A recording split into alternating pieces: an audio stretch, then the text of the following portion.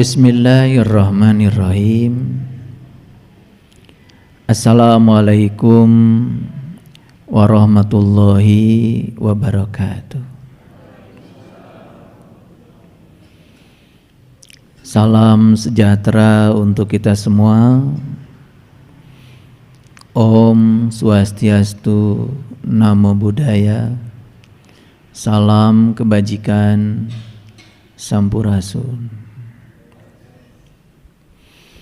Segala puji hanya milik Allah, Sang Kehadiran, Sang Keberadaan, yang selalu menumpahkan cinta kasih-Nya yang tanpa batas pada seluruh makhluk-Nya.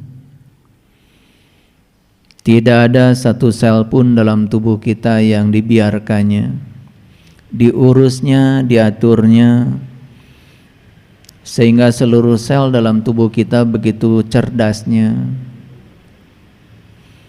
Itulah cinta kasih-Nya yang tanpa batas yang selalu diberikan kepada kita.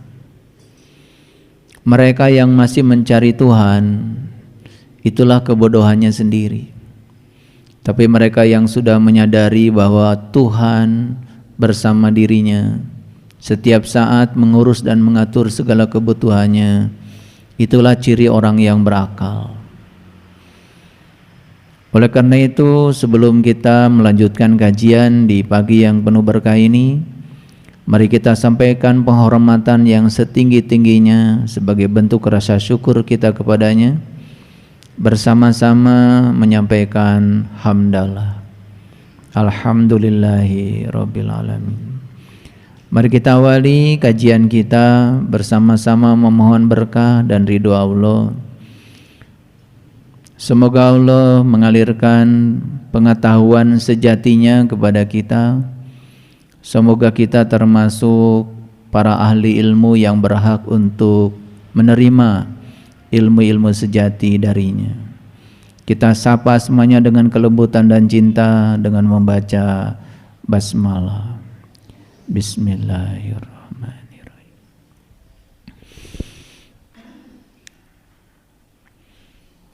Jangan katakan tidak mungkin, katakan bagaimana caranya. Siapapun yang menghadapi sesuatu dan selalu mengatakan tidak mungkin, berarti dia sedang menutup segala kemungkinan. Begitu kita mengatakan tidak mungkin, berarti kita tidak percaya bahwa sebetulnya semesta tanpa batas itu akan menghadirkan apapun yang disebut tidak mungkin oleh kita. Begitu kita menyatakan tidak mungkin, berarti kita sedang membuat tembok besar untuk terjadinya segala sesuatu dalam hidup. Begitu kita menyatakan tidak mungkin, berarti kita sedang memasuki segala keterbatasan. Saya ingin mengajarkan untuk mengganti kata tidak mungkin dengan satu kata yang indah. Bagaimana caranya? Tentu saja ini akan berlawanan dengan yang selama ini saya ajarkan. Tugas kita cuma 3 dalam hidup ini. Yang pertama adalah meminta, yang kedua adalah percaya, dan yang ketiga adalah menerima. Meminta berarti mengkreasi, karena yang maha mencipta dalam diri kita adalah pikiran kita. Dan pikiran kita adalah energi, pikiran kita adalah getaran. Begitu kita berpikir, sebetulnya kita sedang mentransmisikan gelombang elektromagnetik ke semesta, dan semesta ini akan menerima seluruh sinyal-sinyal gelombang yang ditransmisikan oleh pikiran, dan semua yang digetarkan di semesta ini akan datang kepada kita sesuai dengan yang kita pikirkan. Oleh karena itu, hati-hati dengan pikiran, hati-hati dengan perasaan. Mengapa Allah memberikan perasaan kepada kita? Perasaan itulah merupakan suatu indikator. Perasaan itu semacam quality control untuk mengontrol apa yang sedang terjadi di pikiran. Jadi perasaan ini adalah quality control. Perasaan ini adalah instrumen. Perasaan ini adalah alat yang diberikan Allah untuk memastikan apa yang sedang terjadi di pikiran. Kalau pikiran kita sedang positif, perasaan kita akan positif. Kalau pikiran kita negatif, maka perasaan kita akan negatif. Enak tidak enaknya perasaan itu sedang memberikan ilustrasi tentang apa yang sedang terjadi di pikiran. Jadi kalau di pikiran itu sedang negatif, perasaan negatif, itu buru-buru kita harus mengubah agar dari perasaan yang diberikan itu kita bisa mengubah apa yang ada dalam pikiran. Karena kalau pikiran dibiarkan sedang memancarkan energi negatif, maka pikiran ini sedang menciptakan semesta ini sesuai dengan yang ada di pikiran itu. Dan yang akan hadir dalam kehidupan adalah apa yang ada di pikiran itu. Jadi perasaan itu bukan untuk merasakan, tapi perasaan adalah indikator utama untuk mengetahui apa yang sedang terjadi di pikiran. Karena apa yang sedang terjadi di pikiran itu yang akan menjadi kenyataan. Itulah kita harus waspada. Makanya kunci kesuksesan cuma 3. Yang pertama adalah meminta, yang kedua adalah percaya, dan yang ketiga adalah menerima. Meminta berarti mengkreasi di pikiran kita tentang kehidupan yang kita mau. Allah itu sudah menciptakan alam semesta dengan hukum sebab akibat. Sekali beliau mencipta, sudah. Beliau tidak ada urusan lagi dengan semua pilihan-pilihan yang kita ambil dalam hidup. Dan semua pilihan dalam hidup ada konsekuensi. Semua pilihan dalam hidup itu ada akibat yang harus ditanggung. Begitu kita menciptakan sebab yang bagus, maka kita akan menerima akibat yang bagus. Begitu kita menciptakan sebab yang buruk, maka kita akan menerima akibat yang buruk. Hanya itu pelajaran dalam hidup. Jadi semua yang baik, semua yang buruk dalam hidup kita tidak ada urusan dengan Allah. Tidak ada urusan dengan Allah. Itu urusan kita dengan diri kita sendiri. Jadi Allah itu menciptakan alam semesta ini memang hanya untuk sarana belajar. Jadi ketika kita mendapatkan yang tidak baik dalam hidup, jangan buru-buru mengatakan bahwa Allah sedang menghukum kita, bahwa Allah sedang mengazab kita. Bagaimana mungkin Allah yang Maha Cinta, yang Maha Pengasih, yang Maha Penyayang kemudian menghukum hamba yang dicintainya? Tidak mungkin. Dan Allah yang semacam itu adalah konsepsi yang keliru dari orang-orang bodoh tentang Allah. Gak mungkin seperti itu. Allah itu hanya mengingatkan supaya kita tambah baik. Allah itu hanya mengajarkan supaya kita waspada. Itu saja yang diajarkan semesta. Nah, setelah kita meminta, berarti mengkreasi di pikiran kita tentang kehidupan yang kita mau. Selanjutnya adalah percaya kalau itu akan terjadi. Dan setelah itu kita harus bisa menerima. Menerima itu artinya rasakan seakan-akan apa yang kita cipta itu sudah terjadi dan sudah menjadi realitas dalam kehidupan kita. Itulah teknik berdoa yang sangat canggih. Itulah teknik berdoa yang sangat luar biasa. Kalau ini dipraktekkan, tidak ada yang tidak dapat kita lakukan kalau kita mau. Allah bersama kita, lebih dekat bersama kita daripada urat nadi leher kita. Dia bersama kita dimanapun kita berada. Dia selalu mengawasi kita. Dia tidak pernah jauh meninggalkan kita. Tidak ada yang tidak dapat kita lakukan kalau kita mau. Jadi tugas kita adalah menselaraskan pikiran kita. Tugas kita adalah menselaraskan perasaan kita. Itulah pentingnya pikiran dan perasaan. Tinjau dia dari sudut pandang energi. Setiap energi pasti ada frekuensi, setiap frekuensi ada vibrasi. Dan semua yang ditransmisikan oleh pikiran adalah gelombang. Setiap gelombang akan merambat, akan meresonansi semua yang di luar gelombang untuk hadir dalam kehidupan kita. Jadi semua yang kita terima dalam hidup kita hari ini hanya sedang mengingatkan apa yang pernah kita cipta di pikiran kita. Dan tidak ada yang terjadi dalam kehidupan kita tanpa undangan kita.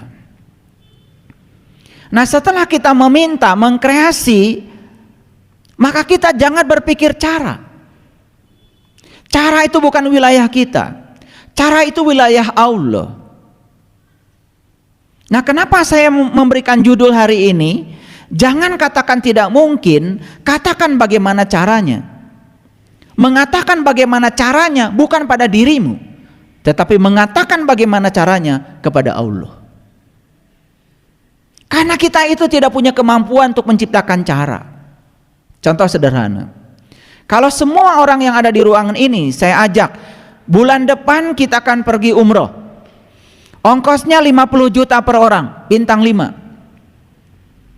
Kalau kalian berpikir cara, maka kalian akan mulai melihat saldo yang ada di tabungan hari ini. Dan akan mengatakan tidak mungkin. Kenapa? Karena kita berpikir cara.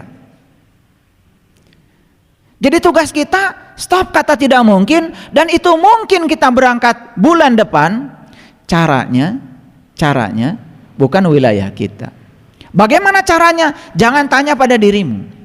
Kalau ditanyakan pada dirimu akan keluar jawaban tidak mungkin.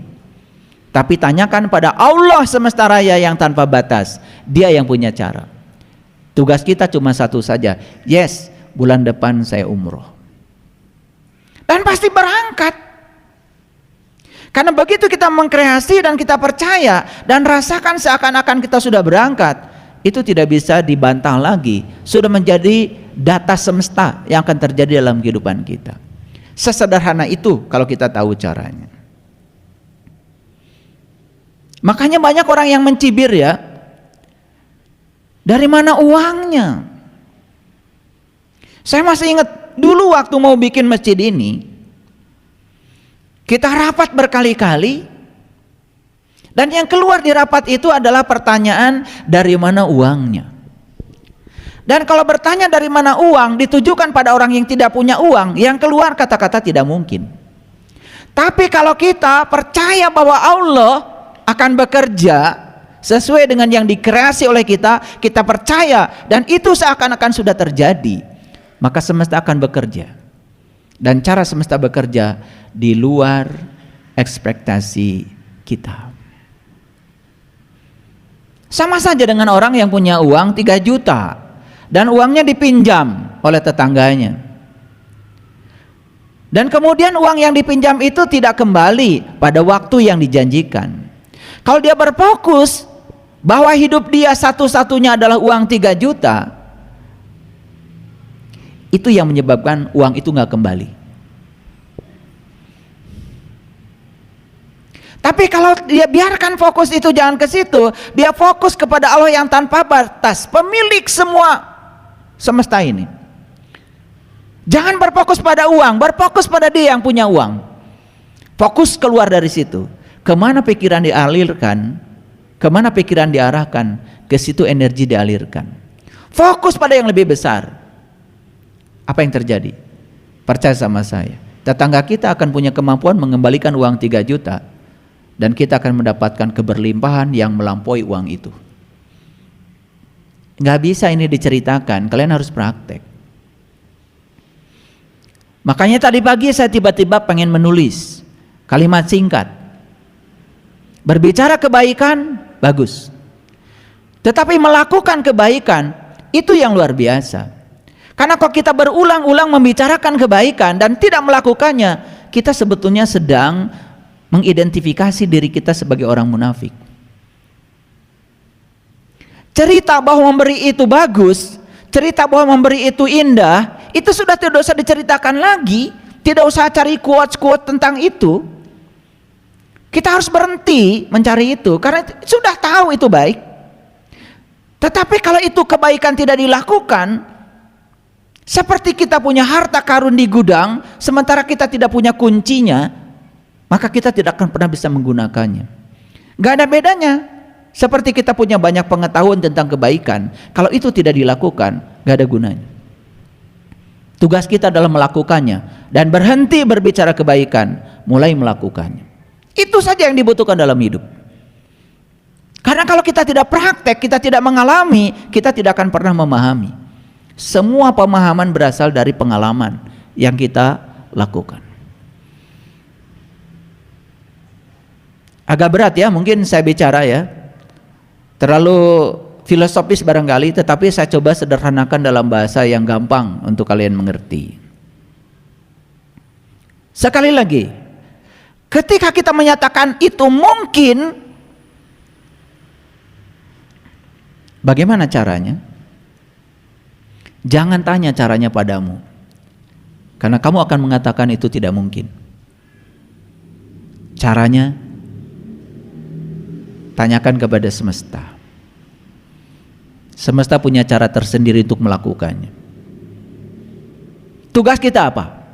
Tugas kita melakukan kegiatan seperti biasa saja. Baik, saya akan mulai satu persatu kita rinci. Ada satu pertanyaan dari saya. Mungkinkah kita bertemu dengan Tuhan? Pertanyaan ya. Pernah nggak ada pertanyaan seperti ini? Ada pertanyaan, mungkinkah kita bertemu dengan Tuhan? Itu pertanyaan. Kalau kita mengatakan itu mungkin, caranya akan datang. Dan kita tidak bisa menciptakan cara itu, kecuali dihadirkan caranya oleh semesta dengan cara yang luar biasa. Mungkin saja pertama kali kita punya teman yang berkesadaran. Mungkin saja teman yang berkesadaran punya guru. Mungkin saja. Lewat jaringan itu pelan, loh, akhirnya sampai pada cara itu. Begitu sampai pada cara itu terkejut. Loh, kok bisa? Dan saya kasih tahu, kalau pertanyaan ini dijawab oleh orang yang mengatakan tidak mungkin, maka dia tidak akan pernah bertemu cara. Tapi kalau pertanyaan dijawab oleh orang mungkin, tetapi tentu ada dasar yang melatar belakangi dia mengatakan itu mungkin. Oke, apa dasarnya? Ini saya pakai ayat biar kelihatan ngajinya. Nah, saya tampilkan nih, ada Quran surat Al-Ankabut ayat yang kelima. Kita baca pelan-pelan ya, supaya teks Arabnya bagus, diterjemahkan ke dalam Indonesianya juga bagus, translasinya tidak terdistorsi. Kita harus sabar. Man kana, barang siapa, yarju roja, berharap. Nah, yarju itu berharap, tetapi berharap ini tingkatannya sangat beragam. Nah, disitulah pikiran kita, getaran gelombang dari pikiran kita di situ yang paling penting. Kreasi pikiran kita di situ yang paling penting. Seberapa besar harapan kita? Jadi kalau ada orang yang mengatakan, saya ingin ketemu ayah guru, tetapi belum terlaksana sampai sekarang. Saya bilang, Anda tuh nggak mau ketemu saya. Kalau mau ketemu saya pasti ketemu.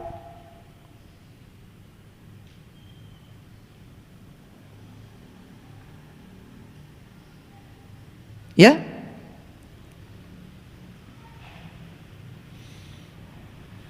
kamu yang merencanakan, tapi saldo yang menentukan. Manusia boleh berencana, tapi saldo yang menentukan, bukan? Iya. Dan siapa yang akan ngisi saldo kita itu? Kalau kamu punya keinginan kuat bertemu saya, kemarin ada orang dari Amerika, dari Minnesota, keinginannya kuat bertemu dengan saya. Usianya sudah 66 tahun. Beliau itu adalah konsultan IT. Jadi hebat tuh, orang Indonesia jadi konsultan IT, tinggal di Amerika, ya, kemudian mendapatkan orang Amerika dan tinggal di Amerika. Dan saatnya harus kembali ke Indonesia hanya untuk bertemu dengan saya. Kalau keinginannya kuat, ya saldonya ada. Tapi kalau keinginannya tidak kuat, nggak mungkin ketemu saya. Yang dekat-dekat saja, dekat rumah saya, tidak ada keinginan yang kuat untuk menuju sana, nggak akan ketemu saya. Yang ingin ketemu saya cuma perlu beras, ya dapat beras. Yang ketemu saya cuma pinjam uang, ya dapat pinjaman uang. Tapi yang ketemu saya ingin ketemu dengan jati dirinya, akan dapat. Itu yang disebut dengan roja itu. Roja itu tingkatannya sangat banyak. Terserah di frekuensi mana Anda bermain. Kalau Anda bermain di frekuensi tinggi dan harapan untuk bertemu dengan Tuhan luar biasa, percaya sama saya, tidak usah berpikir cara. Karena cara urusan semesta. Baik. Man kana yarju, barang siapa yang berharap liqa Allah, berjumpa dengan Allah. Jadi suka atau tidak suka, tidak ada terjemahan dari bahasa Arab ke dalam bahasa Indonesia. Liqa itu artinya adalah berjumpa. Jadi saya sangat aneh sekali kalau ada orang alergi dengan kata-kata berjumpa. Aneh. Ini bahasa Arab, ini bahasa Tuhan. Tuhan aja mengatakan berjumpa kok. Terus Anda mau pakai bahasa apa? Walaupun kata perjumpaan memang tidak seperti Anda berjumpa dengan saya, itu teknis. Tetapi kata berjumpa ya berjumpa saja, gak ada terjemahan yang lain.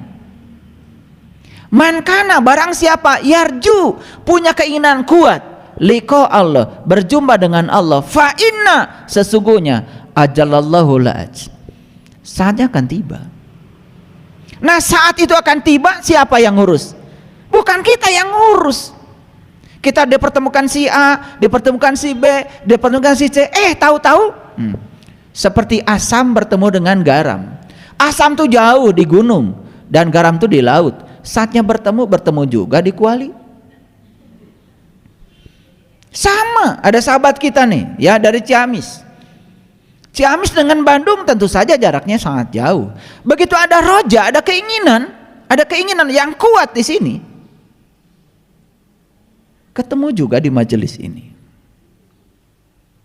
Sebaliknya mohon maaf, tetangga-tetangga sini yang tidak punya keinginan, nggak mungkin dong ketemu saya.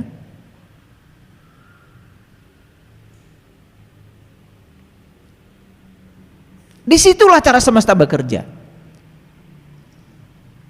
Dan Allah hanya menghendaki mereka yang punya kehendak. Yang tidak punya kehendak nggak akan dikehendaki. Nggak mungkin tiba-tiba saldo ada duitnya. Paling juga ada duitnya buat perut. Ini cara semesta bermain. Saya mau bicarakan rahasianya hari ini. Kuliah hari ini agak serius ya. Harus fokus. Karena jangan salah tangkap. Karena salah memahami, salah melakukan. Seperti kebanyakan orang sekarang, ditugaskan untuk zikir, mengingat Allah, yang terjadi nyebut-nyebut nama Allah. Dan dia merasa sudah zikir, padahal nyebut dengan ingat itu alatnya aja beda. Nyebut itu di sini nih, ingat itu kan di dalam. Dan ingat itu ada syaratnya, syarat sahnya. Ingat harus tahu yang diingat. Bagaimana Anda bisa mengingat Allah kalau Anda belum tahu Allah? Ini supaya tidak terdistorsi bahasanya, saya pakai bahasa yang sederhana biar semua orang mengerti. Saya coba mengurangi banyak kata untuk setiap kalimat yang saya ucapkan supaya kalimat yang saya sampaikan itu efektif. Karena orang bicara itu ada dua, ada singkat tidak jelas, ada juga panjang makin gak jelas. Ada tuh orang ngomongnya panjang gak jelas, apalagi singkat tambah gak jelas. Nah yang paling susah itu cari orang yang ngomong singkat dan jelas. Dan untuk mencapai singkat dan jelas, pertama bukan soal pilihan kata. Yang paling penting adalah kata yang kita ucapkan tuh ada energinya enggak. Karena energi berasal dari pengalaman. Itulah yang dikatakan di Quran, man azinalahu rahman wa qala sawaba. Siapa yang tidak dapat izin bicara dari Tuhan yang Maha Pengasih, kata-katanya tidak ada artinya. Makanya ada orang berkata sama katanya, tetapi dampaknya berbeda. Ini soal energi. Yang satu ada energinya, yang satu tidak ada energinya. Yang satu menghunjam, yang satu tidak. Yang satu frekuensi tinggi, yang satu frekuensi rendah. Kita bicara cahaya. Cahaya sama cahaya. Tapi ada cahaya tampak seperti ini, ada cahaya tidak tampak, contohnya sinar X, sinar laser. Cahaya ini dipakai untuk moto, ya paling juga hanya kulit aja yang terfoto. Tapi sinar laser yang frekuensi lebih tinggi, namanya sama-sama cahaya, dia bisa menembus kulit dan daging. Bahkan dia bisa mendeskripsikan ketika tulang itu retak, bagian mana saja yang retak, dia bisa deskripsikan. Ini soal frekuensi. Sama ya, orang mengatakan kata-kata yang sama, yang ini ada bekasnya, yang ini enggak, yang ini menghunjam, ini tidak. Ini soalnya soal energi, soal frekuensi, dialami atau tidak yang dia katakan. Itu aja sebetulnya. Baik, kita lanjut ya. Barang siapa yang berharap jumpa dengan Allah, pasti saat yang dijanjikan itu akan tiba. Kenapa? Wahwas samiul alim, karena dia maha mendengar, dia maha tahu. Oke, kan tadi masih menjawab pertanyaan, mungkinkah bertemu dengan Tuhan? Itu pertanyaannya. Mereka yang mengatakan mungkin, karena ada landasannya. Landasannya apa? Barang siapa yang ingin jumpa dengan Allah, pasti waktu yang dijanjikan itu datang. Dan kalau Allah menjanjikan, kan gak mungkin tidak ngasih caranya. Ulangi lagi, gak mungkin sekelas Allah nyuruh berjumpa dengan dia, kemudian dia tidak pernah ngasih cara. Kan gak mungkin. Gak mungkin banget. Nah, kalau kita berpikir cara, pusing. Biarkan cara, itu urusan Allah. Cara yang kita lakukan apa? Ya sudah, silaturahim saja. Bertemu si A, bertemu si B, bertemu si C, terus saja. Nanti juga suatu saat akan ketemu dengan cara itu. Karena kalau cara dipikirkan oleh kamu yang pikirannya terbatas, paling juga kamu akan bilang tidak mungkin, karena kebanyakan orang mengatakan tidak mungkin. Disitulah kesadaran. Ini yang bermain adalah kesadaran. Oke, lanjutkan dulu. Yang berharap akan bertemu. Bertemu apa? Bertemu caranya. Yang tidak berharap, saya katakan tidak mungkin bertemu caranya, karena dia sejak awal sudah mengatakan tidak mungkin. Inilah permainan pikiran.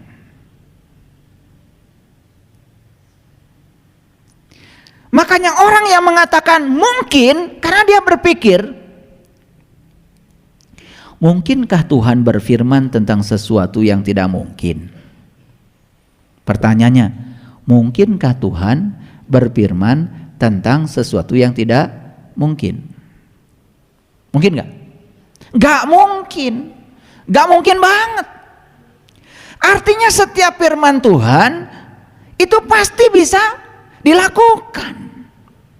Bahwa hari ini belum bisa dilakukan karena Anda belum ketemu caranya. Belum ketemu caranya, Anda berpikir tidak mungkin. Yang akan didapat, Anda selalu tidak akan menemukan cara itu. Jadi sebenarnya sederhana, tugas kita cuma berpikir bahwa itu mungkin. Karena apa? Tidak mungkin Tuhan berfirman tentang sesuatu yang tidak mungkin. Agak berat ya? Oke, saya jelaskan sedikit. Kan Allah bilang gini, aku bersamamu, lebih dekat kepadamu daripada urat nadi lehermu.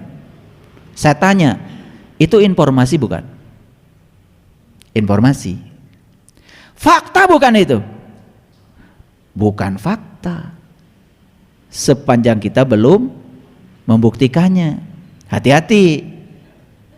Walaupun itu dari kitab suci, walaupun itu kalimat suci, Bagi sebagian orang mungkin kalimat suci itu sudah menjadi fakta. Pertanyaannya saya, bagi Anda kalimat itu sudah jadi fakta atau masih berupa informasi?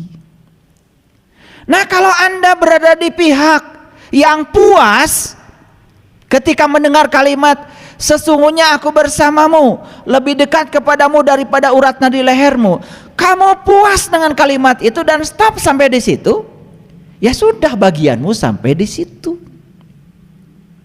Tapi bagi mereka yang bertanya, Tuhan, aku bersamamu, kata engkau, bahkan aku lebih dekat daripada urat nadi lehermu, kata engkau. Tolong Tuhan, gimana caranya saya bisa membuktikan kalau engkau lebih dekat kepadaku daripada urat nadi leher? Kalau kita bertanya gimana caranya dan berpikir mungkin, itu akan ketemu caranya. Caranya bukan kita lagi yang ngurus, caranya yang ngurus adalah semesta. Paham sampai sini? Nah, inilah kebanyakan orang belajar tauhid gak jelas. Belajar sifat 20 diapalkan, sudah dinadomkan dan hafal, selesai. Wujud kidam bako muholafatu lil hawadisi kiamuhu binafsihi wahdaniyat kudrot iroda. Gitu? Suaranya kurang bagus katanya. Wujud kidam bako muholafatu lil hawadisi. Makhrajnya tadi kurang. Wujud kidam bako mukhalafatul lil hawadisi. Itu mulek aja di situ, nggak lagunya, makhrajnya. Tetapi tidak pernah bertanya, wujud itu apa? Bukankah dia itu sang wajibul wujud? Seperti apa wujudnya? Karena kita tidak pernah bertanya, maka tidak ada aliran jawaban dari semesta. Karena aliran jawaban kepada seseorang hanya bagi mereka yang bertanya. Sama aja, kalian belajar sifat 20, tetapi belum sampai pada sang wajibul wujudnya. Sama saja dengan kalian belajar tentang air. Cari buku di Gramedia, sifat-sifat air. Hiji, cair. 2, mengalir. Kan gitu? 3, selalu menempati tempat yang ditempatinya. 4, mengalir tempat tinggi ke tempat rendah. 5, basah. Terus aja. Tetapi belum pernah lihat airnya, bahkan belum pernah bersentuhan dengan airnya. Tetapi puas ketika sudah bisa menghafal sifat-sifat air. Maaf, apakah kalian bisa meminum air dari sifat-sifat air? Sifat air itu ditulis sama orang, jadilah beberapa kalimat. Kita tidak akan pernah bisa merasakan sifat air dari tulisan tentang air. Selengkap apapun sifat itu, karena merasakan air kan harus dari airnya. Paham sampai sini? Oke, lanjut dulu biar nggak terlalu dalam. Nah, Allah di Quran mengatakan, barang siapa ingin jumpa dengan Allah, waktu yang dijanjikan pasti datang. Janji bukan Allah, anjuran bukan dari Allah. Maka Tuhan menganjurkan untuk bertemu, pasti dong Tuhan akan ngasih caranya. Nah, itulah sebetulnya kunci pembuka mata kalbu itu sudah diberikan Allah pada semua orang. Semua orang tuh sudah diberi kunci. Ada yang sampai karatan gitu tuh, nggak dipakai kuncinya. Tapi cara menggunakan kunci dititipkan Allah kepada para nabi, para rasul. Jadi para nabi dan para rasul gak perlu ngasih kunci. Mereka itu cuma ngasih cara, bagaimana cara menggunakan kunci. Karena kunci itu sudah diberikan pada semua orang.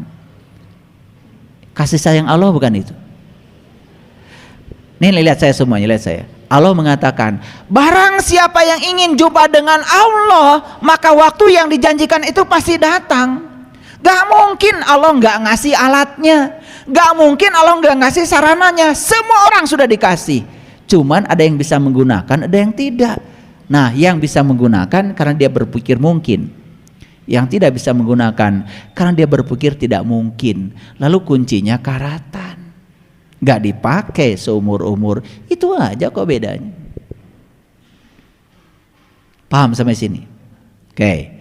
Jadi ingin berjumpa dengan Allah ya sederhana, berpikir mungkin saja dan berharap sekuat frekuensi kita, maka suatu saat kita akan sampai pada waktu yang dijanjikan itu. Paham? Oke. Ini masih judulnya masih sekitar ini. Pertanyaan kedua. Hari ini banyak pertanyaan. Mungkinkah kita tahu tentang ruh? Pertanyaan. Mungkinkah kita tahu tentang ruh? Gimana jawabannya?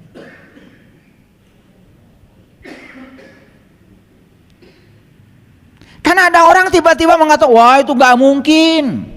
Gak mungkin. Gitu kan? Begitu Anda berkata tidak mungkin, maka Anda tidak akan pernah bertemu caranya. Tapi begitu Anda berkatakan mungkin, akan bertemu caranya.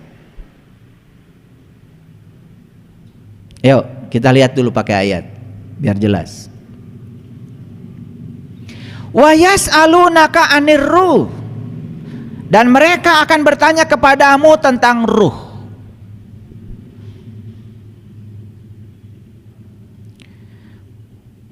Kul ar-ruh min amri rabbi.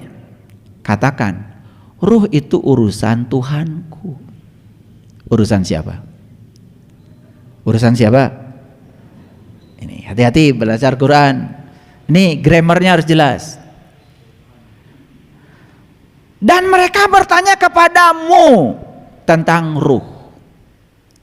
Pertanyaan saya, siapa yang ditanya? Dan siapa mereka? Ini fokus ya, fokus. Jangan pijit-pijitan di sini. Fokus.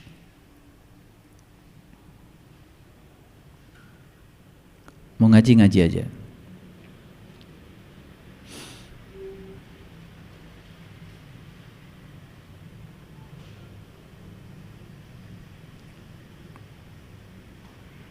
Saya terganggu konsentrasinya. Wa yas'alunaka 'anir ruh, dan jika mereka bertanya kepadamu tentang ruh, pertanyaan siapa mereka? Mereka tuh yang belum tahu ruh pasti bertanya. Betul nggak? Hati-hati, karena ada orang juga bertanya pura-pura tahu. Ah, itu namanya ngetes. Makanya kalau orang ngetes nggak usah dijawab, karena jawabannya dia udah tahu.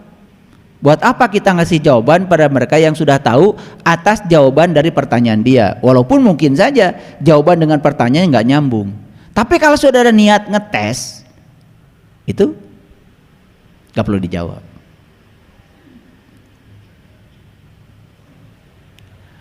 Jadi mereka siapa? Yang belum tahu. Mu di sini siapa? Yang sudah tahu. Nah, pertanyaan saya, dia tahu dari mana? Ini belajar grammar. Makanya kalau membedah Quran itu harus jelas subjeknya siapa, predikatnya mana, objeknya mana. Lalu kata pertanyaan itu kan semuanya membalik-balikan subjek, predikat, objek. Kan itu diputar aja. Ini logika, karena bahasa itu logika. Ulangi lagi. Dan mereka bertanya kepadamu tentang ruh. Siapa mereka? Yang tidak tahu. Nah, yang tidak tahu ada dua. Ada yang tidak tahu tetapi dia tidak tahu bahwa dia tidak tahu. Sok tahu, tidak mau tahu. Akan bertanya? Gak mungkin. Orang yang tidak tahu tapi dia tidak tahu bahwa dia tidak tahu, tidak sadar kalau dirinya tidak tahu, gak mungkin bertanya. Coba orang-orang yang ceramah kemana-mana, mulutnya terbuka, mata kolbunya masih tertutup, dan merasa dirinya tahu karena undangan ceramahnya banyak. Apakah akan bertanya tentang ini? Gak mungkin. Tapi mereka yang tidak tahu, tapi dia tahu kalau dia tidak tahu, pasti akan mencari tahu. Mereka yang tidak sadar kalau dirinya dalam kegelapan, tidak mungkin mencari cahaya. Karena bagi dia kegelapan sendiri ya sudah cukup. Mereka yang mencari cahaya adalah mereka yang sadar kalau dirinya dalam kegelapan.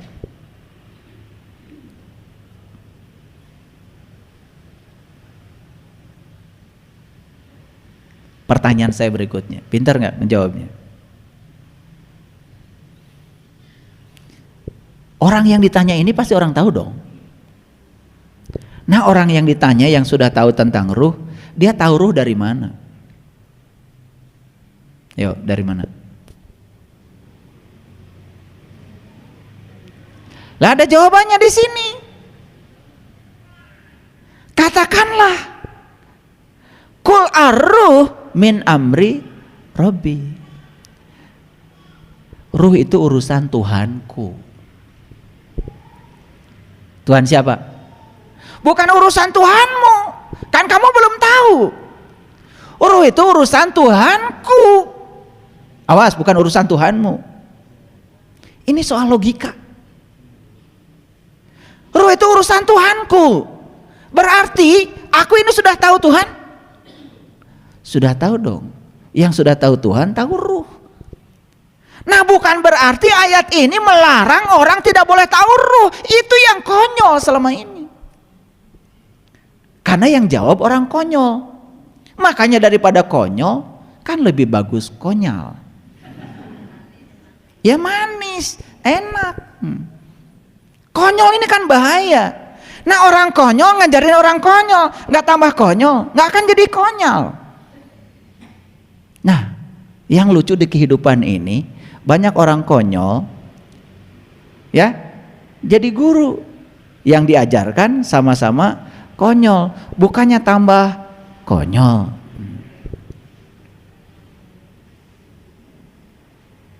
Dalam proses saya belajar dulu, saya pernah bertemu tuh yang konyol gitu. Dan jawabannya apa? Udah, jangan bicara ruh, ruh mah urusan Tuhan. No, bukan urusan Tuhan, urusan Tuhanku. Jadi urusan ruh, urusan siapa? Urusan Tuhanku. Bukan urusan Tuhanmu. Loh, kamu belum tahu. Berarti orang ini sudah sampai enggak pada Tuhannya? Sudah. Apa pesannya? Pesannya, kalau kamu ingin tahu urusan ruh, jangan tanya gue. Tanya aja Tuhanmu. Sampai suatu saat kamu akan mengatakan, oh sekarang aku tahu ruh itu karena aku sudah belajar dari Tuhanku. Bagimu, bukan bagiku. Pusing-pusing gak apa-apa. Makanya ngaji dengan saya itu pagi-pagi harus makan buah. Ini kecerdasan tingkat tinggi. Jadi minum wortel. Ngaji dengan saya jangan makan cilok, nggak nyampe pemikiran.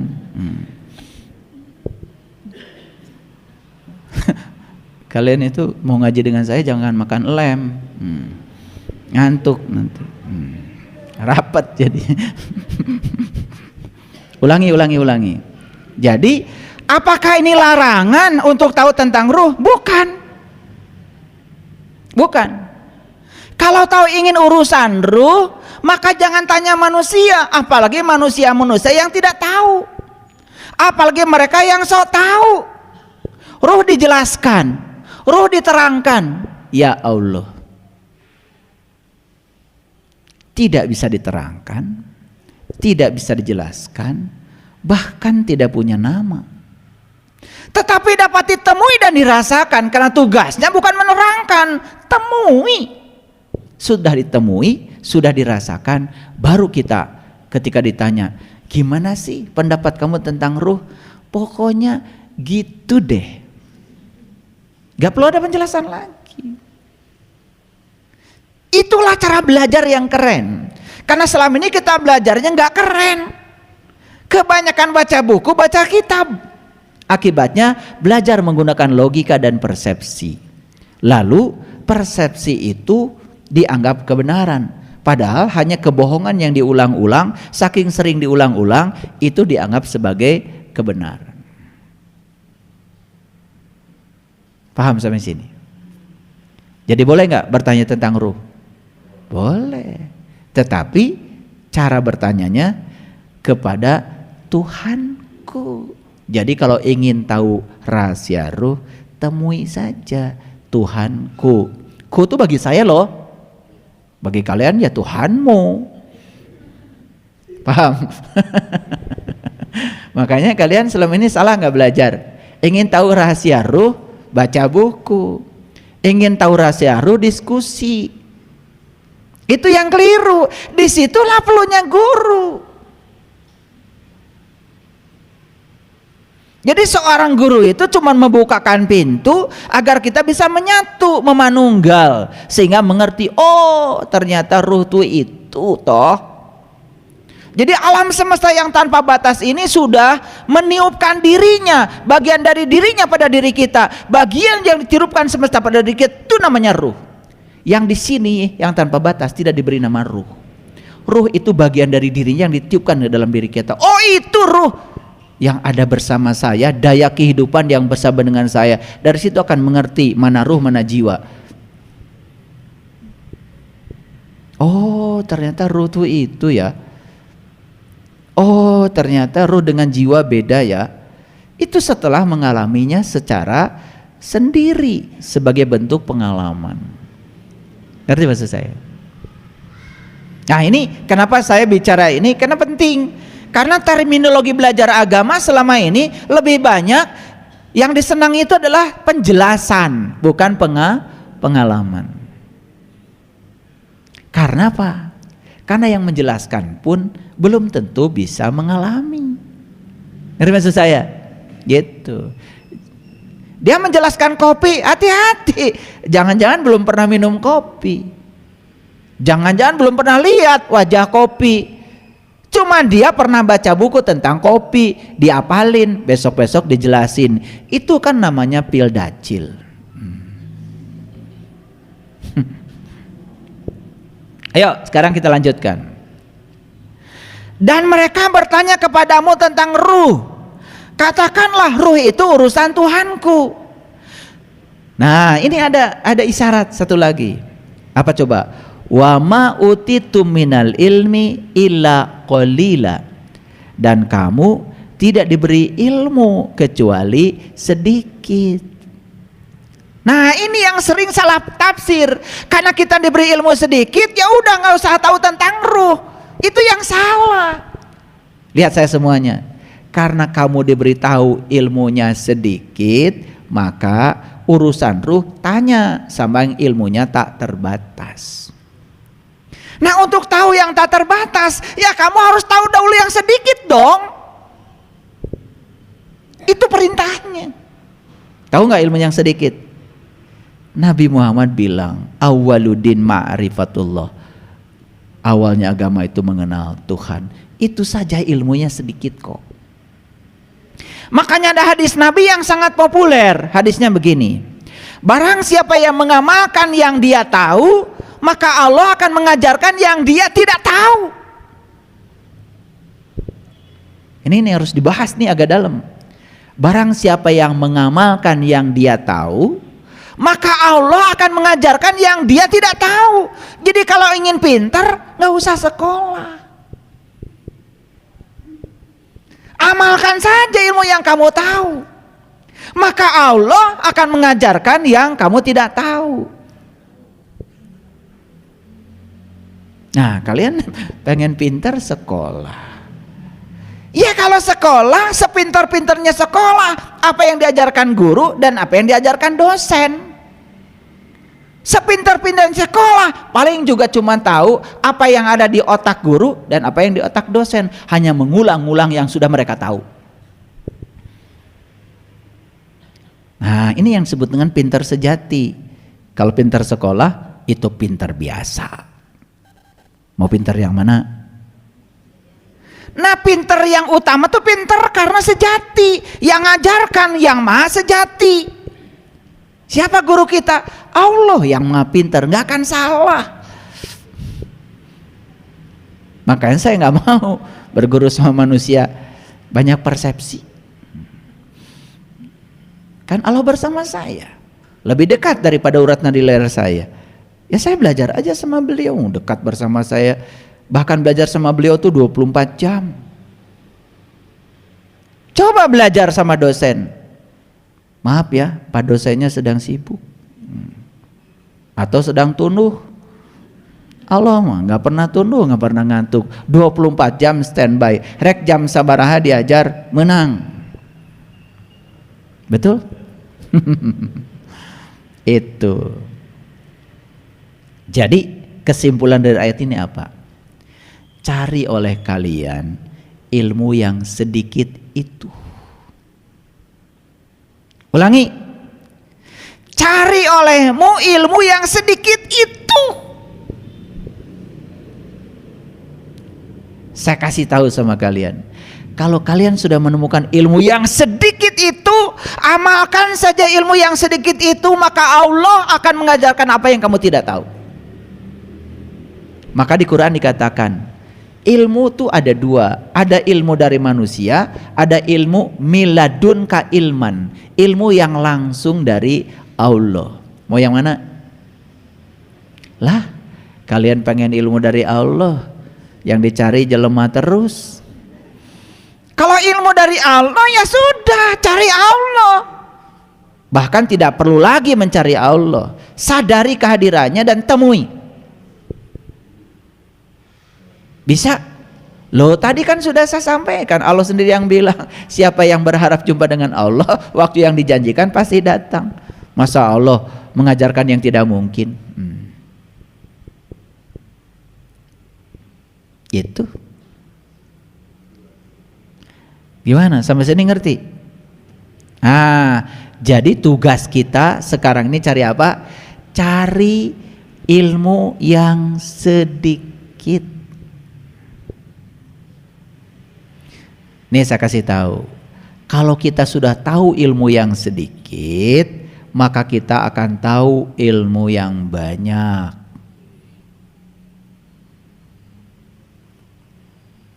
Perpustakaan ada kuncinya nggak? Ada. Kalau kita ingin membaca buku di perpustakaan, harus masuk nggak ke perpustakaan? Harus masuk. Untuk masuk ke perpustakaan harus apa? Membuka pintu kan? Itu. Untuk membuka pintu perpustakaan harus tahu kuncinya kan? Nah, jadi ilmu yang sedikit itu tuh kunci perpustakaan. Itu aja kok. Ketemu kuncinya, cetrek, buka pintunya, masuk, rek maca buku nu mana, bisa. Paham? Tah eta ilmu nu yang sedikit. Allah bilang langit dan bumi tidak akan cukup menampung zatku, tapi kalbunya orang yang beriman itulah rumahku. Jadi ilmu yang sedikit apa? Kunci untuk bisa memasuki rumahnya Allah yang sejati. Itu saja. Tapi kalian sering ngalalaworakeun yang sedikit. Dahayang nate nuloba. Padahal kunci rumah, ya, tuh mobil tuh di halaman masjid ini berantakan mobil banyak. Ada gunanya nggak kalau kunci semua mobil itu hilang? Tetiasa dianggap. Karena kecilnya itu mobil, kunci mobil sering disepelekan. Padahal kalau tidak ada kunci itu kalian nggak bisa masuk mobil, boro-boro mengendarainya. Sama kunci rumah kecil. Dan kalau itu hilang, kalian tidak akan bisa masuk ke rumah. Kunci untuk meniti ke dalam diri kecil. kecil. Silahkan kalian anggap sepele kunci itu, kalian gak akan bisa masuk ke jati dirimu sendiri. Kalian tidak akan bisa melihat pusat semesta dalam dirimu gara-gara kunci yang kecil itu. Inilah wama utitu minal ilmi illa qalila. Kalau ingin tahu urusan ruh, temui dulu ilmu yang sedikit. Makanya saya ngasih ilmu sama kalian gak banyak-banyak. Betul gak? Nah, saking sedikitnya kalian lupa. Iya, saya sering tanya, kunci taruh di mana? Aduh, lupa. Makanya sehari kalian tidak membuka pintumu, itu mundur 40 hari. 2 hari, 3 hari, mundur terus ke belakang. Terus aja ngitung tahun. Sudah belajar dengan saya sekian tahun, padahal hitungannya mundur. Loh, kalian gak pernah menggunakan kunci. Sudah diajarkan kuncinya gak digunakan. Makanya kata Rasulullah, tidak ada ilmu setelah ini kecuali kesesatan. Sahabat bertanya, ya Rasulullah, ilmu apa? Ma'rifatullah. Tidak ada ilmu setelah ma'rifatullah kecuali kesesatan. Makanya di Quran ada perintah, wal takum minkum ummatun yad'una ilal khair wa ya'muruna bil ma'ruf wa yanhauna 'anil munkar. Sekarang yang disebut dengan amar ma'ruf nahi munkar itu jadi keliru. Keliru. Orang lagi joget-joget, bubarkan.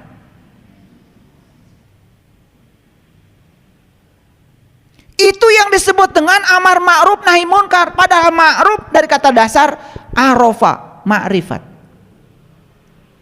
Tugas manusia itu cuma satu, yad'una ilal khair, mengajak manusia ke jalan kebaikan. Jalan kebaikan cuma 2. 1, mengajak orang untuk bermakrifat kepada Allah, ya'muruna bil ma'ruf. Yang kedua, cegah yang sudah makrifat, jangan mundur ke belakang. Itu aja kok. Bukan orang lagi dagang bulan puasa hancurkan warungnya, itu menapsi-napsi. Lalu bikinlah slogan, hormati yang sedang berpuasa. Ya nu sadarna nu mana? Cenah nu puasa teh leuwih sadar tibatan nu teu puasa. Tapi nu puasa menta dihormati ku nu teu puasa. Kan kuduna mah sloganna teh hormati yang tidak berpuasa. Betul nggak? Coba bagusan mana? Hormati orang bodoh atau hormati orang pinter? Hah? Hormati orang bodoh. Dan nu bodoh macan pinter. Apa nu pinter mah pernah bodoh, ngarasakeun.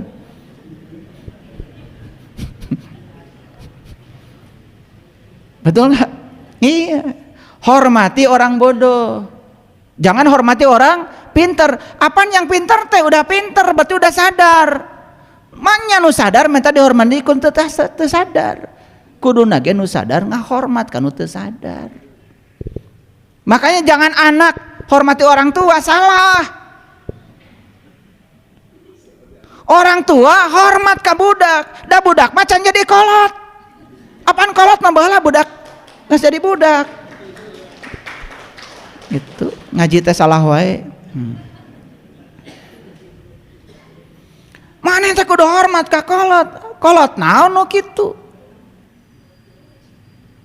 Lamun budakna pintar mah bapak kudu hormat ka abdi. Da abdi macan jadi kolot. Budak kene, bapak mah pernah jadi budak. Gitu.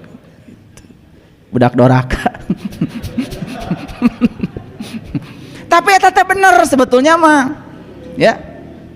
Nih saya kasih tahu, ya. Saya waktu pertama kali ceramah di Padang, saya bilang saya datang ke Padang mau belain Malin Kundang. Bingung orang Padang semua. Ini ceramah apa lagi katanya? Malin Kundang itu di Padang itu disebutnya anak durhaka. Makanya Malin Kundang itu sampai sekarang itu patungnya masih ada itu, ya, di Teluk Bayur itu.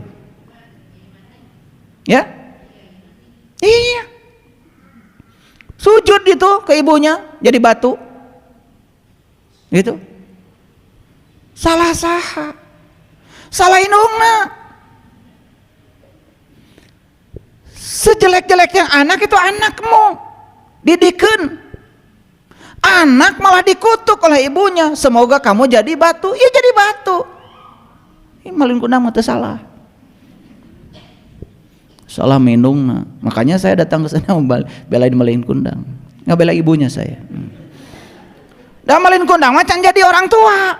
Kan orang tua mah pernah jadi malin kundang. Gitu. Anak pas saya jeung indung. Kumaha eta indung kitu. Wajar budak mah keur diajar. Ngelehan atuh indungna. Budak senang ngelehan. Indung jidan naon kitu. Ya salah diajar agama teh. Anak itu tamu agung yang datang ke semesta harus jadi dirinya sendiri. Bagaimana dia jadi dirinya sendiri kalau dididik oleh ibunya? Pekerjaan ngikutin orang tuanya, sekolah harus ngikutin jurusannya sesuai orang tuanya. Mau nikah jodohkan sesuai dengan mau orang tuanya. Gimana? Itu sudah intervensi pada data karma anak. Dan kita sudah menghalangi proses pelunasan hutang karma. Luhur teuing berennya diajar karma segala. Udah, cari kembali lagi. Carilah ilmu yang sedikit. Nah, yang sedikit itu harus dapat. Rek menang ilmu nu loba kumaha nu saeutik oge can nyaho. Makanya Nabi Muhammad bicara hadis ini konteksnya adalah ma'rifatullah. Bukan syariat. Maka Nabi mengatakan, siapa yang mengamalkan ilmu yang dia tahu, kunci untuk memakrifati Allah, maka Allah akan mengajarkan apa yang dia tidak tahu. Ini sudah terbukti, saya sudah membuktikan. Dengan kunci itu, maaf, saya bisa mengetahui rahasia Quran 30 juz. Saya bisa mengetahui rahasia Injil, saya bisa mengetahui rahasia Weda, saya bisa mengetahui rahasianya kitab To Teaching, saya bisa mengetahui rahasianya Sasangka Jati, saya bisa mengetahui rahasianya layang muslimin muslimat. Dengan itu saja. Nah, gak usah banyak-banyak. Mesantren 15 tahun. Ngaliwet we ayo.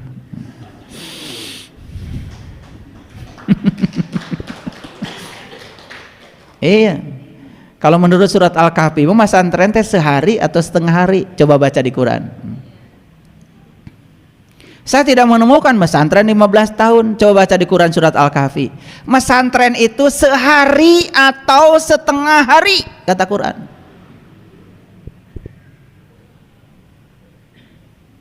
Saya bukan anti pesantren. Kalau betah di pesantren ya silahkan. Kita datang ke dunia ini ngurusi dunia kok.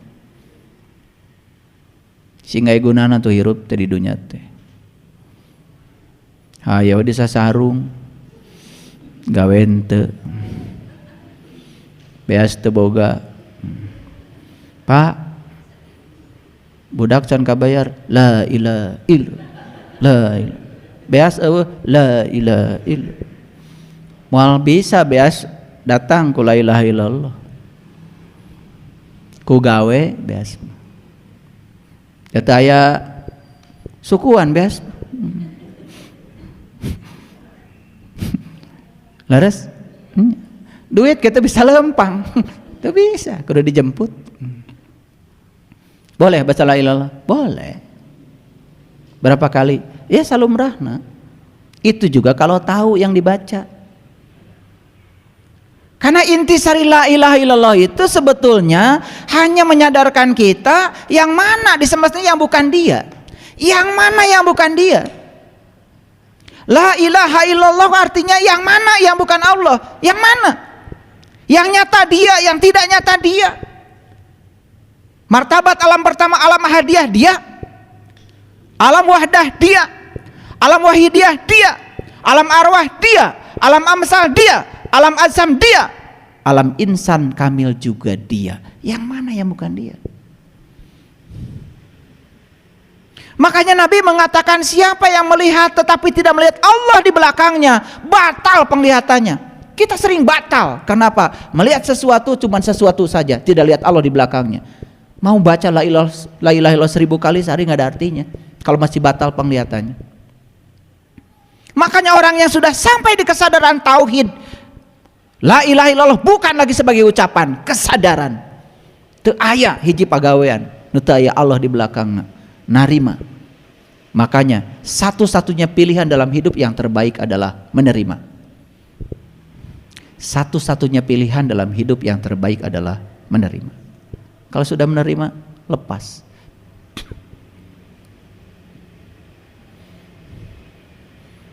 Ya, kalau latihan membaca la ilaha illallah ya boleh. Tapi latihan terus. Iraha pertandingan anak. Mau jadi juara. Jadi la ilaha illallah, la ilaha illa huwa, la ilaha illa anta, la ilaha illa ana. Caang. Langsung caang. Lihat saya barusan caang.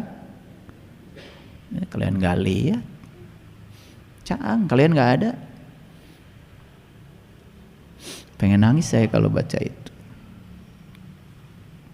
Makanya kalimat tauhid itu la ilaha illallah itu harus naik jadi la ilaha illa huwa. Naik lagi jadi la ilaha illa anta. Puncaknya tauhid adalah la ilaha illa ana. Makanya perintah sholat di dalam Al-Quran itu baru bisa dilakukan kalau sudah mencapai tauhidnya la ilaha illa ana.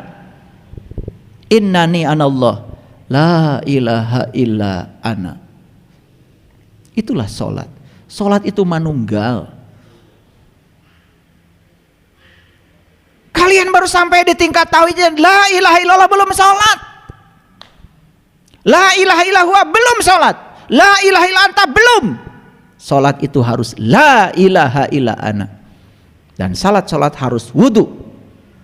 Inna awwala baitin wudi'a linnas lalladzi bibakata mubarakah. Di mana tempat wudu? Di Bakah al Mubarakah. Di tempat suci yang diberkahi itu tempat wudu. Yang hakikat, kalian wudunya di WC terus. Jangan naik-naik kelas. Naik kelas dong wudu itu seperti di Quran. Inna awala baitin wudi'a linnas. Tempat berpisahnya manusia dengan selain Tuhan adalah Al-Bakah Al-Mubarakah. Fihi ayatum bayinah. Di situ kamu akan melihat tanda-tanda Tuhan yang terang benderang. Maqamu Ibrahim. Di situ kau akan menyaksikan maqam Ibrahim. Wa man dakhalahu kana aminan. Siapa yang sering masuk ke situ, amanlah dia. Walillahi ala nas hijjul bait man istata'a ilaihi sabila. Wajib setiap manusia masuk ke rumah itu bagi mereka yang tahu jalannya, bukan yang mampu. Bukan urusan duit di situ. Jangan bangga kalian punya duit bisa jalan-jalan ke sana. Jalan-jalan ke sana. Kalau tidak menemukan hakikatnya haji, tidak menemukan hakikatnya umroh, buat apa?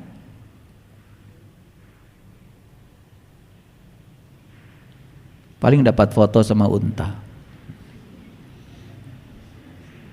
Padahal di Quran jelas. Fa iza afadtum min Arafah fazkurullah. Cirinya orang sudah sampai di Arafah bisa mengingat Allah. Bukan bisa menyebut-nyebut nama Allah. Bisa mengingat Allah. Dan syarat untuk bisa mengingat Allah harus tahu dan kenal kepada Allah. Itulah pentingnya menemukan ilmu yang sedikit.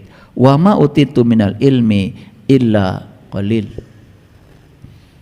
Ini ngaji tauhid ya, sedikit. Tauhid beneran, bukan ucapan lagi. Makanya Nabi Yunus ketika ditelan ikan mengalami mati sakjeroning urip, masuk kembali seperti saat beliau menyatu di rahim ibunya. Bukan ditelan ikan seperti itu, seperti yang diceritakan banyak orang, gak ngerti aja. Itu pengalaman spiritualnya Yunus saat beliau mengalami la ilaha illa anta. Itu saja baru tingkat la ilaha illa anta. Yang sudah sampai pada tingkat la ilaha illa ana, Nabi Musa. Itu diceritakan di Quran surat Toha. Lengkap itu cerita Nabi Musa. Dan satu-satunya Nabi Musa yang bisa mencapai la ilaha illa ana tepat saat beliau bisa melepaskan kedua terompahnya. Maka di Quran dikatakan, lepaskan kedua terompahmu dan kini kamu sedang memasuki al-muqaddasitua. Di situ Musa memasuki rumah suci yang sesungguhnya. Dan saat beliau bisa melepaskan kedua terompah. Apa terompah? Dualitas, benar salah, baik buruk. Kalian masih begitu, benci sama ini, senang ke sini, masih begitu. Coba berdiri di antara kebencian dan cinta itu. Jadilah seorang penyayang. Di antara kematian dan kelahiran, jadilah keabadian. Nih lihat napas saya. Kalau tarik napas berarti hidup. Buang napas berarti mati. Jeda di antara tarik dan buang napas, disitulah keabadian. Makanya kalau meditasi sudah bisa merasakan jeda di antara napas masuk dan napas keluar, kamu sudah memasuki keabadian. Tidak akan terjebak oleh kelahiran dan kematian. Itu yang disebut dengan keabadian. Itu rahasianya sederhana kok di sini. Kalau tahu.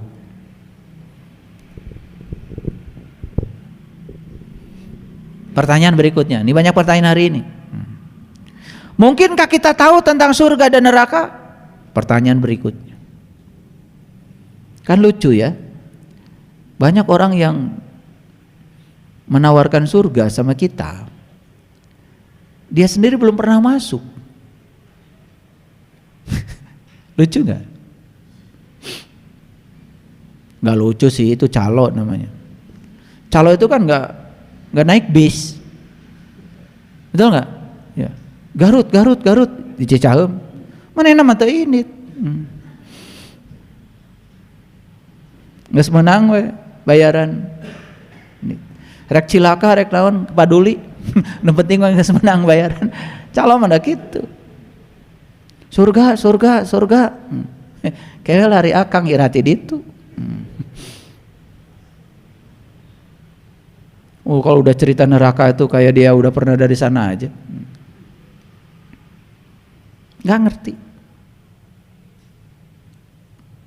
Nah, mungkinkah kita tahu tentang surga dan neraka? Jawabannya apa? Mungkin, caranya akan tahu. Tidak mungkin, ya caranya tidak akan tahu. Gitu aja. Ternyata Quran menjelaskan, ternyata surga dan neraka itu adalah tempat di mana kamu masih bernafas. Ternyata surga dan neraka itu tempat di mana kamu masih bisa melihat bumi dan langit berdiri. Oh, surga dan neraka itu ternyata bukan masalah geografis, tapi masalah psikologis.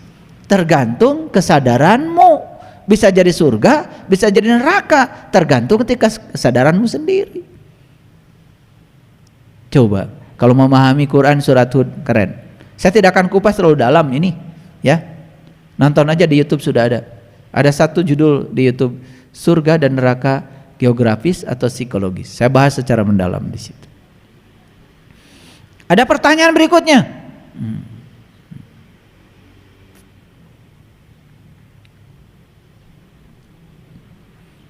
Coba, mungkinkah kita menjadi Ashabul Kahfi? Mungkin? Kalau mungkin, akan ketemu caranya. Wah, nggak mungkin, kan Ashabul Kahfi itu dulu. Nah, sudah pada mati di dalam gua. Kalau begitu surat Al-Kahfi coret aja dong. Hanya berlaku dulu. Katanya Quran berlaku sepanjang zaman. Itu kadang-kadang kalau ngomong tuh nggak saintifik. Saya kasih tahu ya, saya sudah ke Yordan dengan istri saya.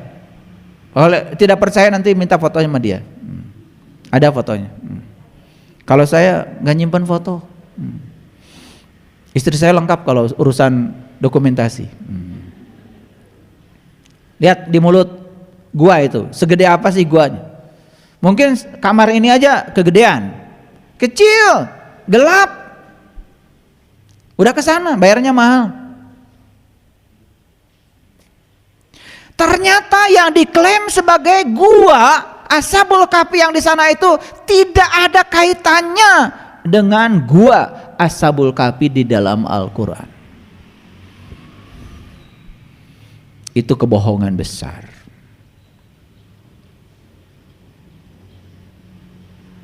Siapa Ashabul Kahfi? Lihat saya semuanya.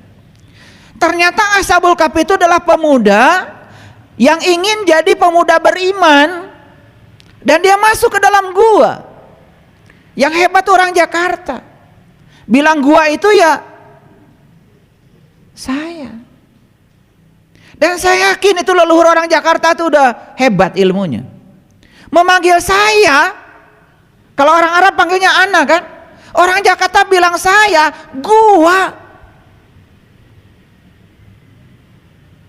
Jadi siapa Ashabul Kahfi itu? Siapa saja orang di zaman mana saja yang mau masuk meniti ke dalam dirinya, itu Ashabul Kahfi. Guanya apa? Saya. Keren. Jadi pertanyaannya, mungkin nggak kita menjadi Ashabul Kahfi sekarang? Mungkin. Bagaimana caranya? Pasti kalian akan ketemu caranya. Akan ketemu pintu guanya, akan ketemu guanya, akan ketemu penghuni gua. Apa yang diceritakan di Quran?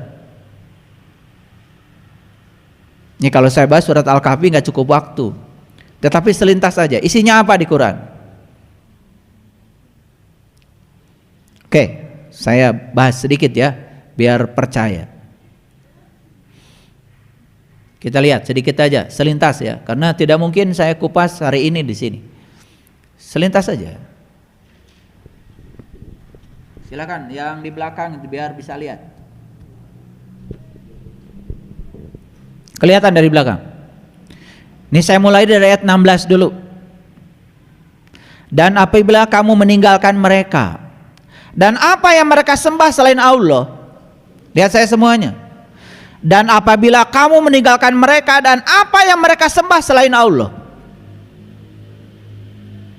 kamu nih yang mau jadi Ashabul Kahfi, tugasmu adalah tinggalkan mereka yang menyembah yang selain Allah, yang menyembah persepsi, yang menyembah pikiran. Tinggalkan.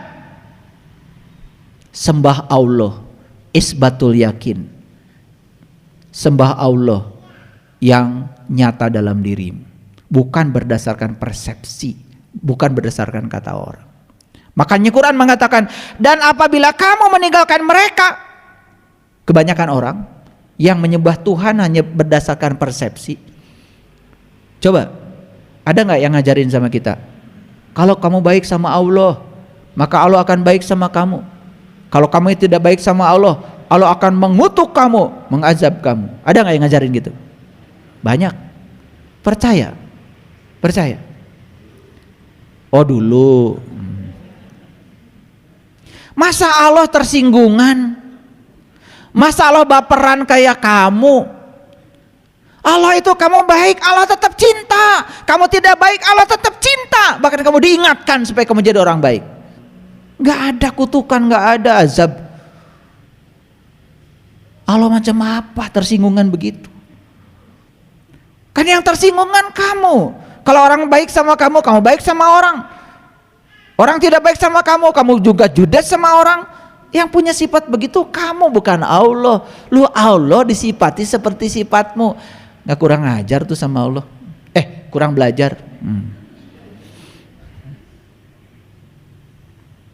Dan apabila kamu meninggalkan mereka dan apa yang mereka sembah selain Allah, maka carilah tempat berlindung ke dalam gua. Jadi mau berlindung tuh ke dalam gua, ke dalam gue, ke dalam saya. Itu satu-satunya tempat berlindung, ke situ, bukan ke Yordan. Berarti ongkos.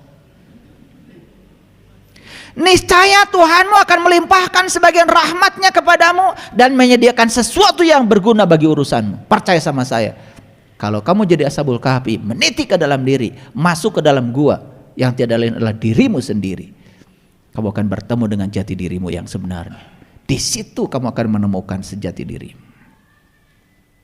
Keren gak ayat ini? baru satu ayat. Jangan tepuk tangan dulu. Kemudian ayat berikutnya, dan kamu akan melihat matahari terbit. Di mana? Ternyata di gua ini ada matahari terbit. Dari gua condong ke sebelah kanan. Dan matahari terbenam menjauhi mereka ke sebelah kiri. Kanan kiri. Ruhani jasmani. Itu simbolis. Kanan itu rohani, kiri itu jasmani. Kanan itu akhirat, kiri itu dunia. Itu. Matahari akan terbit kalau kamu di kanan. Matahari akan terbenam kalau kamu di kiri. Kalau kemelekatanmu pada dunia itu terlalu kuat, ya mataharimu terbenam.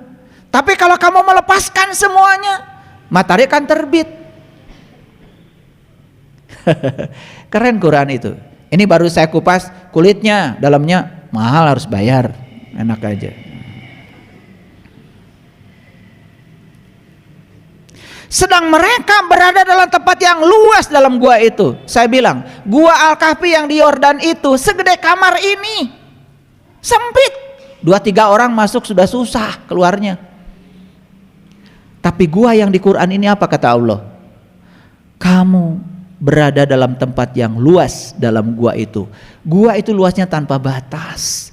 Kalau kita meniti ke dalam diri, kita bisa menemukan semesta yang tanpa batas dalam diri kita. Seperti Allah bilang dalam Quran, aku bentangkan kebesaranku di segala ufuk, dan yang paling penting aku bentangkan kebesaranku pada dirimu sendiri. Siapa yang menemukan kebesaranku dalam dirinya, itulah menemukan kebenaran. Itu dalam Quran surat Al-Fussilat. Begitu. Itu adalah sebagian dari tanda Allah. Jadi kalau kita masuk ke dalam gua sini, kita akan melihat tanda Allah. Barang siapa yang diberi petunjuk oleh Allah, maka dialah yang mendapatkan petunjuk. Dan barang siapa yang disesatnya, kamu tidak akan bertemu dengan seorang waliyan mursidan. Nih harus tahu, waliyan mursidan itu apa? Wali itu teman. Mursid itu dari kata irsyad. Irsyad itu cerdas. Makanya ada sekolah tuh di Bandung, Al-Irsyad itu bagus nama sekolah. Irsyad itu cerdas. Nah, orang yang cerdas disebutnya mursyid. Jangan sembarang ngomong. Setiap guru mursyid. Walian mursidan itu teman yang cerdas, bukan yang pinter. Teman yang cerdas itu teman yang sudah mencapai kesadaran tertinggi. Itulah teman yang layak untuk dijadikan teman.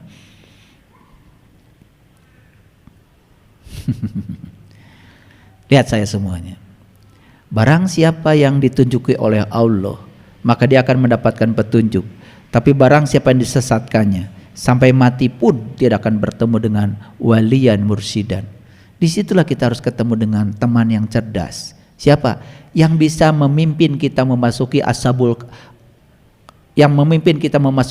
gua yang sebenarnya. Yang bisa mengajak kita memasuki gua menjadi Ashabul Kahfi. Kita lihat sedikit lagi. Dan kamu mengira mereka itu bangun. Siapa mereka? Ashabul Kahfi.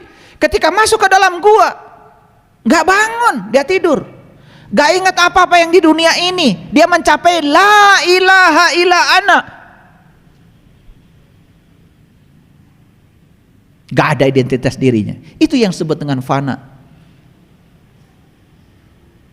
Padahal mereka itu tidur. Berapa lama tidurnya? Tidurnya 300 tahun dan ditambah 9 tahun. Bukan 309 tahun, 300 tahun dan ditambah 9 tahun. Hebat. Makanya kalau baca, jangan dari kiri ke kanan. Kalau dari kiri ke kanan tuh baca huruf Latin. Arab dari kanan ke kiri bacanya. Baca 9-nya dulu. Setelah 9 baru 003. Makanya 9 diabadikan menjadi songo. Wali songo. Temukan temanmu yang 9. Di mana? Di dalam dirimu.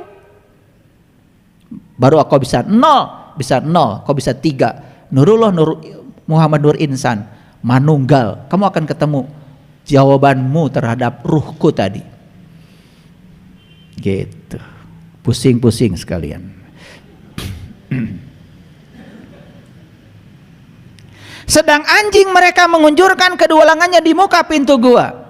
Tuh, kedua lengan anjing mengunjur di muka pintu gua. Subhanallah. Bukan anjing yang di Yordan, udah mati. Anjingnya masih hidup sekarang. Dan kedua lengannya mengunjur di muka pintu gua. Subhanallah. Lihat, demikianlah kami bangunkan mereka. Setelah mereka berhasil masuk ke dalam gua, dia sudah bangun, lalu keluar dari gua, saling bertanya di antara mereka sendiri. Berkatalah salah seorang di antara mereka, sudah berapa lamakah kamu berada di sini? Mereka menjawab, kita berasa di sini sehari atau setengah hari. Itu yang saya bilang tadi, mesantren yang benar tuh sehari atau setengah hari. Kalau ketemu dengan walian mursidan, nggak usah lama-lama. Lama-lama ngabako. Lihat ayat selanjutnya. Tuhan kamu lebih mengetahui berapa lamanya kau berada di sini. Walaupun hitungan kita sehari atau setengah hari, hitungan Allah tidak seperti itu. Karena apa? Satu hari di alam cahaya sama dengan 50.000 tahun di alam semesta. Jadi walaupun beberapa detik kamu ada di alam itu, kamu dihitung ribuan tahun. Itu namanya Lailatul Qadar. Yang suka kamu tunggu setiap 10 Ramadan terakhir, kamu dapatnya Lailatul Qadar. Qadar mulu.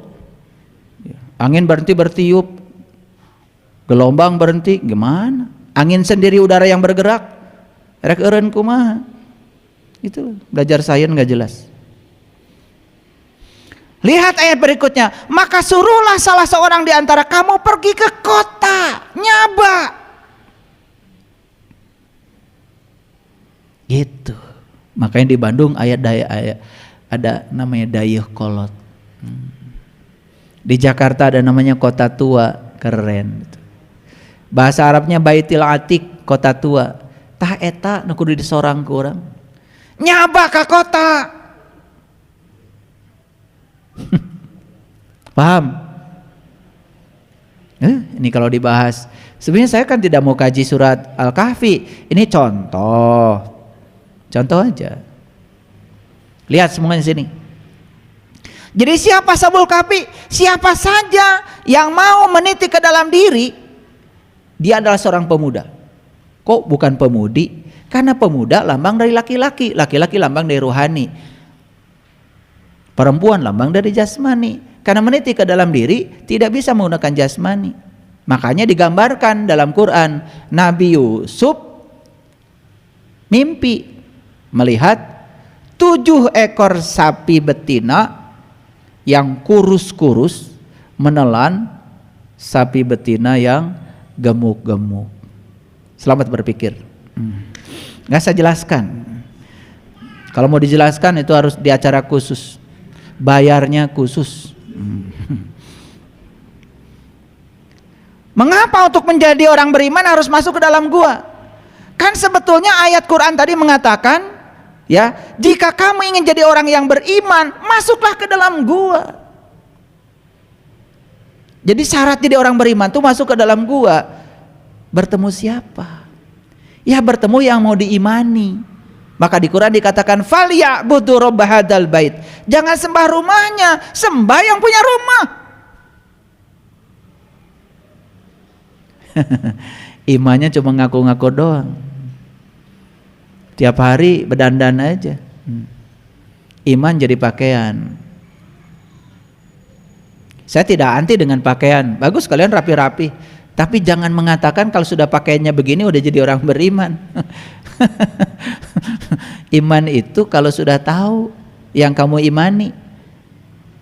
Ayo saya tanya, iman gak sama Allah? Emang udah tahu Allah? Gitu. Iman gak sama malaikat? Emang udah tahu malaikat? Gitu. Iman sama kitab? Emang sudah tahu kitab? Iman sama hari kebangkitan? Emangnya sudah tahu hari kiamat itu apa? Jadi iman itu harus tahu. Iman itu harus merasakan. Iman itu harus mengalami. Maka kata Nabi, al iman tasdikun bil qalbi wa ikrarun bil lisan wal amalun bil arkan. Kumaha iman jadi percaya? Saya tidak menemukan di teks manapun iman percaya. Dan kalau iman diartikan percaya, kan percaya juga kudu aya buktina. Manya percaya ukur ceuk jeung cenah beja wungkul. Kalian mah percaya teh ceuk jeung cenah, da bejana kitu. Percaya ayana Allah, percaya. Ya percaya ayana mah percaya. Tapi kan Quran mengatakan kamu aku ciptakan itu untuk satu tujuan. Untuk mengabdi kepadaku. Bagaimana mengabdi kepada Allah kalau kita nggak tahu dan kenal kepada Allah? Ayo saya tanya nih. Cari kerjaan dulu, cari majikan dulu. Kerjaan dulu, majikan dulu. Ya majikan dulu. Kalau cari kerjaan dulu silahkan. Tuh, pabalatak turun tah. Sabulan gawe bingung, erek nagih ka saha. Ya. Jadi bodoh tuh jangan dikukut ya. Rada pinter atuh saeutik. Pertanyaan berikutnya. Mungkinkah kita dapat menyaksikan tanda Tuhan yang paling besar? Bagaimana caranya? Jawabannya apa? Mungkin akan ketemu caranya. Begitu bilang, wah nggak mungkin, ya nggak akan ketemu caranya. Coba kita lihat ayat ini. Walaqad ra'ahu nazlatan ukhra, dan sungguh kamu akan melihat dia kapan saja kamu mau. Jadi melihat dia itu kapan saja kamu mau, bisa. Inda sidratil muntaha, asal tahu aja. Kamu melihatnya di puncak kesadaranmu, sidratil muntaha. Indaha jannatul ma'wa, di situ kamu akan melihat taman yang sangat indah. Jannah itu taman. Idyagsha sidrati ma yagsha, ketika sidratul muntaha ditutupi oleh sesuatu yang menutupinya. Praktek. Ma zagol basyaru wa ma tagha, dan saat kamu berada di situ di puncak kesadaranmu, kamu akan menyaksikan dia. Dan saat kamu menyaksikan dia menggunakan basyar, penglihatanmu, kamu tidak bisa berpaling dari yang kamu lihat. Laqad ra'a min ayati rabbihil kubra, sungguh kamu ro'a telah melihat min ayati tanda Tuhan Rabbihi al-kubra. Gitu. Mungkin. Karena ayat mengatakan begini, kamu akan bisa menyaksikan tanda Allah yang paling besar dalam dirimu. Mungkin. Akan ketemu caranya? Ketemu. Kalau mungkin. Tapi kalau dari sini, wah nggak mungkin. Jadi sekali lagi, jangan pernah mengukur sesuatu dengan ukuran kebodohan kita sendiri.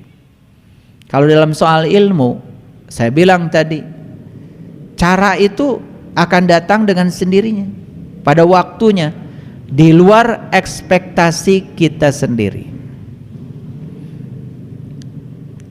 Pertanyaan berikutnya, mungkinkah kita dapat keluar dari kebodohan?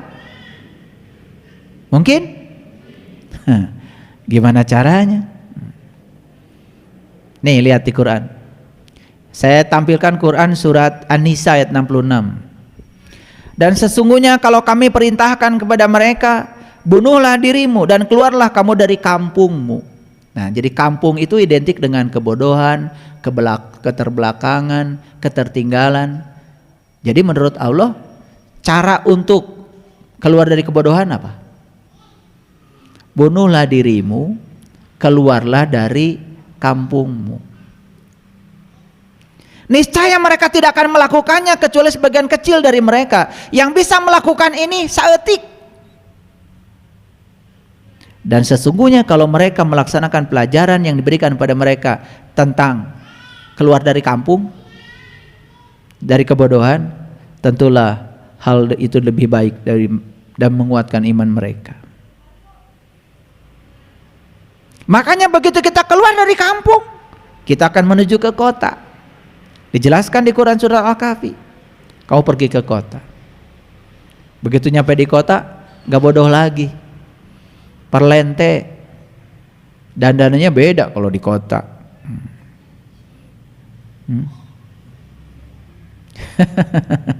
Di kota tetangga beli TV, tahu nggak? Tetangga beli TV tahu nggak? Boro-boro beli TV, tetangga beli mobil aja nggak peduli. Orang kota. Di kampung tetangga beli radio sadesa, apalin. Di kampung saya beli TV dulu ya. Zaman belum ada pemancar, belum. Jadi malam-malam saya putar TV itu, siram bungkul, sedesa yang nonton.